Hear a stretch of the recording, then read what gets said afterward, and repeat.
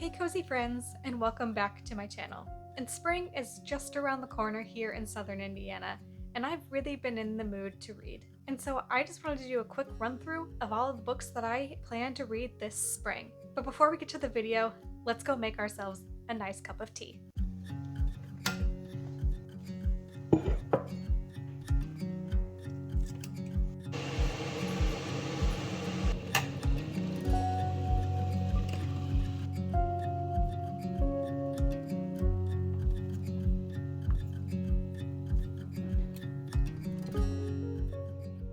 I've got my cup of tea, now let's get to the video. That is very hot. First up is Four Aunties and a Wedding. And this is the second book in a series. The first one is Dial A for Aunties, and I really enjoyed that book. It was a 5-star read for me, so I really have high hopes for this next one. And the blurb at the top says, "The aunties are back, fiercer than ever, and ready to handle any catastrophe, even the mafia." And guys, just count me in. Crime-fighting aunties is chef's kiss. And next up on my list, you know I have to have a Regency era book somewhere on this list, and let's be honest, it is most of my list. And that is Romancing Mr. Bridgerton, which is, I believe, book 4 of the Bridgerton series, and this is Penelope and Colin's story. And I really wanted to get this out of the way before the next season of Bridgerton comes out, since it is following this book. Next up is the read that I am the most psyched to read, and that is Jane in Love. And do you know why I picked up this book? One, because I am a Jane Austen girly through and through. And second, because the blurb says, what if Jane Austen traveled to the present day and fell in love? And I did not need to know anything else. I was sold. Guys, I am so excited to read this, and if it lets me down, I am going to be so distraught. Look at that cover. Is that not the most beautiful cover that you have ever seen? I am a sucker for a pretty cover, ask my husband. And next on my spring TBR is The Hobbit.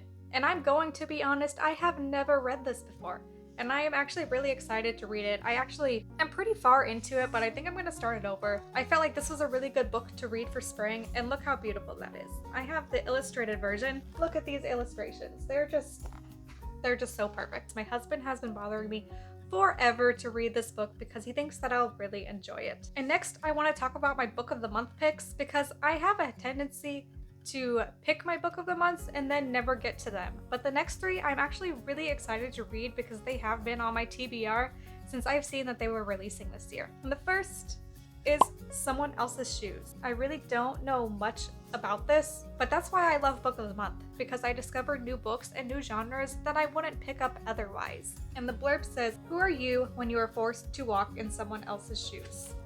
And I just thought that was a really interesting concept, so I'm gonna figure it out. And the next one was my Book of the Month pick for March. I actually picked 2 Book of the Months for March, and one of them is my most anticipated read of this year. But the first one is The Soulmate. And it says, picture a lovely cottage on a cliff with sloping lawns, walking paths, and beautiful flowers. It's Gabe and Pippa Wright's dream home in a sleepy coastal town. But their perfect house hides something sinister. The tall cliffs have become a popular spot for people to end their lives. Over the past several months, Gabe comes to their rescue, literally talking them off the edge, until one day he doesn't. When Pippa discovered Gabe knew the victim, the questions spiral. Did the victim jump? Was she pushed? And would Gabe, the love of Pippa's life and her soulmate, lie? Guys, the atmosphere in this book better be amazing, or I am going to be sorely disappointed, because that imagery was just amazing. And the next book on my list is the book that I have been the most excited for, and that book is The London Sayon Society. And this book is from the author who wrote The Lost Apothecary, which was my favorite book that I read last year, and it's perhaps one of my favorite books of all time. So when I saw that she was writing another book, I immediately snatched it up. Let me just read you the synopsis here. 1873, an abandoned chateau on the outskirts of Paris. A dark seance is about to take place, led by acclaimed spiritualist Madeleine Delaire, known worldwide for her talent in conjuring the spirits of murder victims to ascertain the identities of the people who killed them. She is highly sought after by widows and investigators alike. Lena Wicks has come to Paris to find answers about her sister's death, But to do so, she must embrace the unknown and overcome her own logic-driven bias against the occult.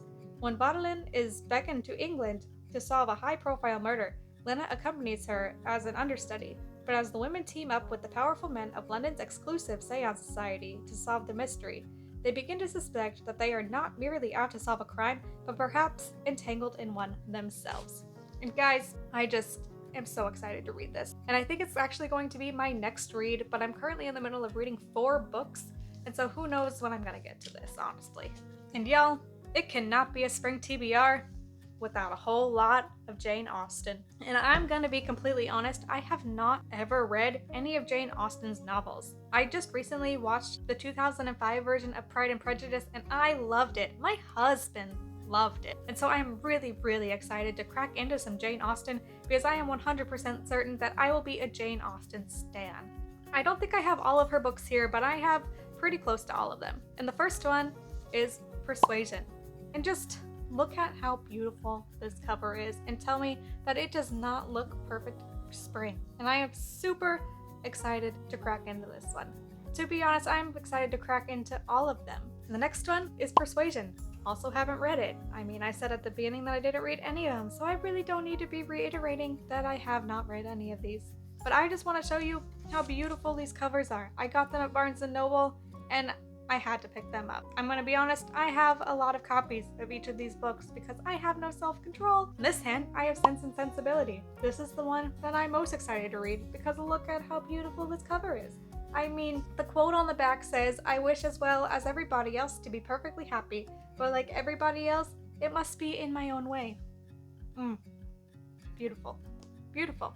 This cover warms my soul. And last, but certainly not least, I have Pride and Prejudice. And I just appreciate this cover, please. It has sprayed gold edges. Guys, Pride and Prejudice.